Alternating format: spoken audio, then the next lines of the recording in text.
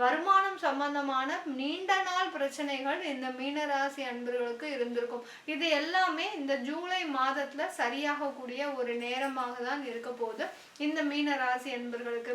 மீனராசி அன்பர்கள் தொழில்ல பாத்தீங்கன்னா நிறைய பேர் தொழில் ஆரம்பிச்சு ஒரு 3 வருஷம் 5 வருஷம் இப்படி அந்த தொழில கைவிடக்கூடிய ஒரு சூழ்நிலையில இருந்துட்டு இருக்கிறீங்க. கடந்த ஒரு 7 வருடமாக ஏதோ ஒரு தொழில் ஆரம்பிக்கிறீங்க, அந்த தொழில் நல்ல ஒரு முதல்லயே நல்லா சூடு பிடிக்குது, அடுத்து அந்த தொழிலை கைவிடக்கூடிய ஒரு சூழ்நிலையில வந்துடுறீங்க.